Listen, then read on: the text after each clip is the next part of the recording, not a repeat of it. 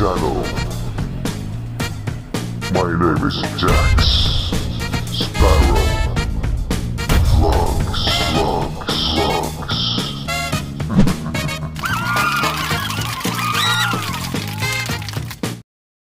May napansin nga pala ako guys na kakaiba sa pusa ko, kaya naman isang gabi nag-imbestiga ako kung ano ba talaga ang totoong nangyari dahil mayroong kakaiba sa katawan niya. Dati kasi napapansin ko mga guys na sobrang laki ng tiyan niya, tapos ngayon bigla na lang isang gabi, isang araw, bigla na lang kumupis yung kanyang tiyan o lumiit. So kaya nga nagtaka ako, kaya naman parang totoo ang hinala ko. Kaya tara, mag-imbestiga tayo. Let's go. Mas lalo pang lumakas yung kutob ko mga guys nung nakita ko nga na may dugo yung sa may bandang puwitan ni Burikat. Kaya naman mga guys, ito hinanda ko kaagad yung gagamitin na paglalagyan niya at saka ano magiging mga supling niya. At hindi ko nga pala alam mga guys kung bakit parang seryoso masyado si Jack Sparrow ngayon sa pagbablog niya.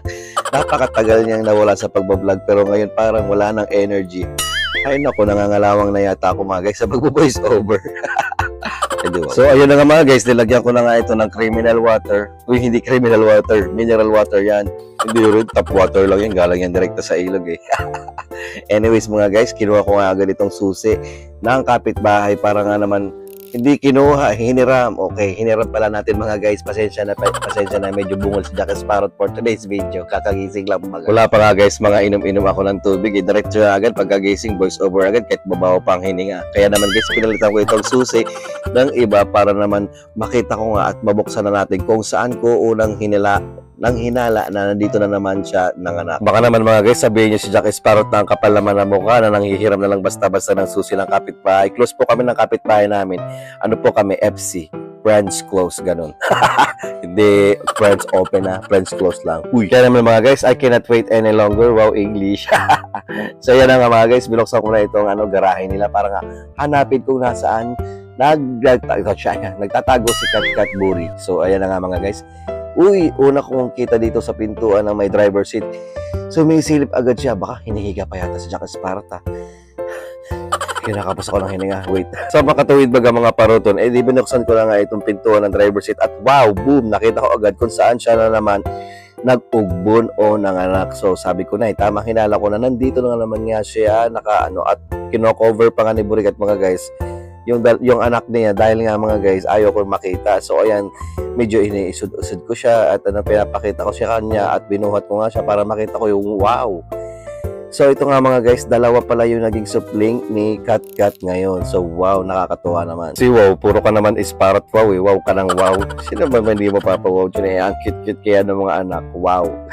Kitang-kita ko nga mga guys, mga parutol ko mga guys, kung paano proteksyonan ni Kat yung kanyang dalawang anak. Kaya naman guys, siya muna yung una kong kinuha. Baka kasi makagat niya ako kapag kinuha kong una yung dalawang supling niya. Kaya naman tara, let's go. Ilagay na natin si Kat doon sa kanyang munang paglalagyan pansamantala. So dito muna siya sa kulungan ng aking lovebirds. Okay, dito muna kahit maliit yung pintuan. Ayan, pinagkasya ko na lang siya dahil maliit lang naman si Kat.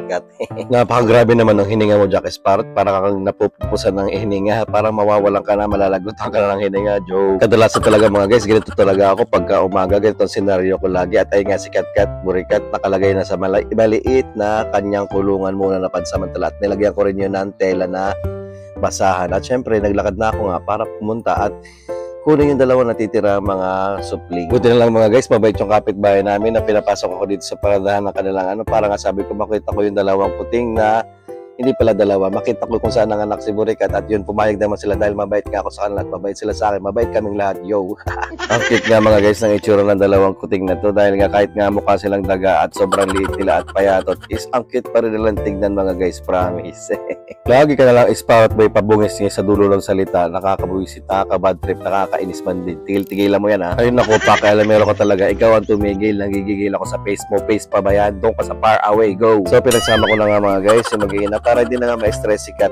Kaya naman mga guys, abangan yung next update sa kanilang mag-iina. And mga guys, maraming salamat sa lahat ng mga sumasupport kay Jack Sparrow and mga classmates ko dyan na mga very supportive. Thank you so much. I will see you guys on my next vlog. Peace out. This is Jack Sparrow Vlogs. Mwah.